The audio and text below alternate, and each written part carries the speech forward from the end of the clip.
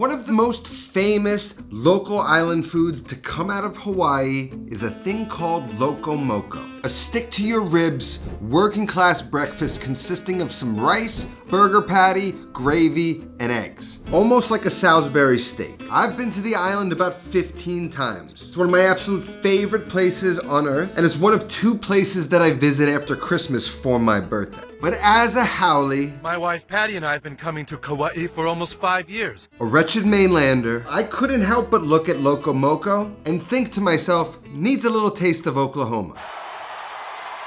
That might sound provocative, but Oklahoma is the home to the greatest burger on earth, the Oklahoma onion burger. So instead of a normal patty used for a Loco Moco, I'm simply gonna replace it with smashed onion patties. So mahalo for all your support. Excited for another amazing year with you guys. All of my episodes are now early and ad-free over on my Patreon page. Gonna be linked down in the description. So this recipe breaks down into 4 steps: the rice, the gravy, the patties, and the egg. First, let's tackle the rice. Now here I have 1 cup of sticky short grain sushi rice. Not only is it perfect for this dish, it is my ideal white rice. First step to taking care of this is washing it. So I'm gonna add it to some water. We gotta get all that starch off of that rice. So I'm gonna massage the rice together until the water gets extremely cloudy. Then I'm gonna rinse that water out, fill it back up, and repeat until the water runs clear. Next, I'm gonna just get it out of this water, pour it into a strainer, then we can cook the rice. Rice to water ratios, the most important thing to cooking rice and the hardest thing to get right, considering most people follow the packaged instructions and almost all of those are wrong. Rices are different thicknesses, lengths, all require different ratios. This is 1-to-1. So here's my method for making perfect short grain white rice. With a real heavy, small pot, I'm gonna get it on high heat and I'm gonna add our soaked rice and I'm gonna pour in an equal amount of that water. And I'm gonna bring it up to a boil, give it a stir, and then I'm gonna place that lid right on top. I'm gonna drop the heat to low and then I'm gonna cook that for 10 minutes. Once that 10 minutes is over, I'm gonna keep that lid on. I'm just going to turn the heat off and then I'm gonna allow it to rest on the stove off the heat for 10 more minutes. After 20 full minutes, I'm gonna take the lid off. I'm gonna fluff the rice, release some of that steam in the rice, and then I'm gonna place that lid back onto the rice, rest it for another 5 minutes. That should just help dry all the grains of rice. And then again, it's 10 minutes with the flame on, 10 minutes with the flame off, fluff it up, 5 minutes rest from there on. And what you're greeted with is perfect, fluffy, steamy rice. Rice is done, now onto the gravy.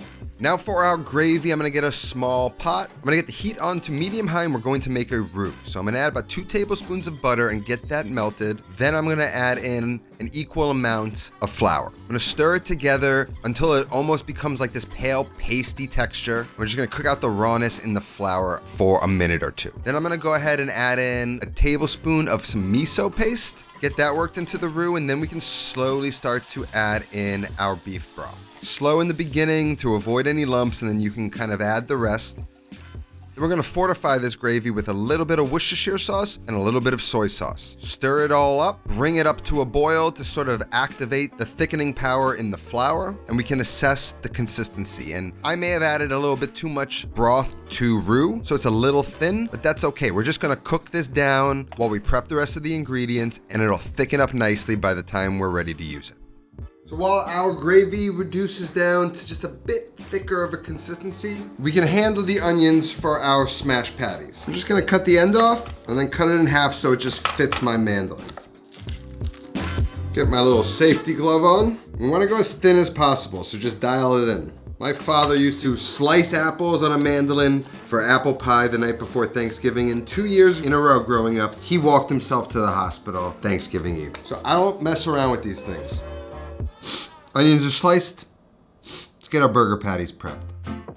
Now, traditionally, on top of a Loco Moco, you'd see a burger patty seared and cooked just like this. And that's totally fine if that's what you want to do. That's very traditional. But as a smash burger fanatic, this just speaks to me. So I'm just gonna weigh this patty out to more of a smash patty size. And for me, that's about 2.5 ounces.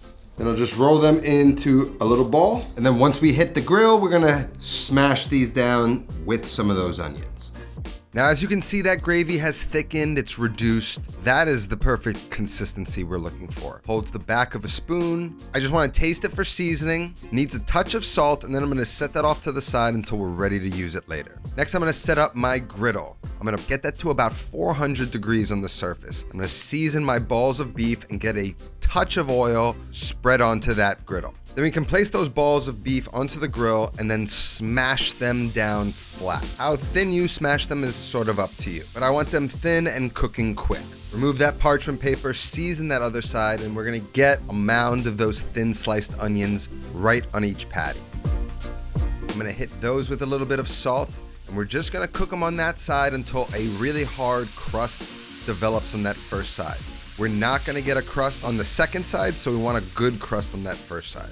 Once you can see that browning happening around the edges, you give it a peek, and if it's browned, you can give them both a flip. And we're just gonna let them cook on that onion side until those onions soften and that onion steam and beef fat sort of permeate up and cook that underside of the meat. Once those onions are nicely cooked, then we're gonna stack the burgers on top of each other, and we're gonna get those off of the grill and set those off to the side while we cook an egg. Just gonna quickly clean off the griddle and just cook the egg right on top of it in a non-stick pan. I'm gonna get a little butter in the pan, swirl it around, get it melted, and then I'm gonna take the egg and I'm gonna just kind of try and pour in most of the egg white into the pan, then drop the yolk right on top, just to get a nice aesthetic egg. And we're gonna just fry it in that butter until the egg white is fully cooked through and solidifies and that yolk is still nice and runny. And now we're ready to assemble. I got a little ramekin, it's lightly buttered. I'm gonna pack some rice in it to create a nice mound of rice in the center of the plate. On top of that rice, we're gonna go in with our burger patties. And then on top of the burger patties, we're gonna drown that plate in that beef. In Hawaii, that gravy is covering the plate.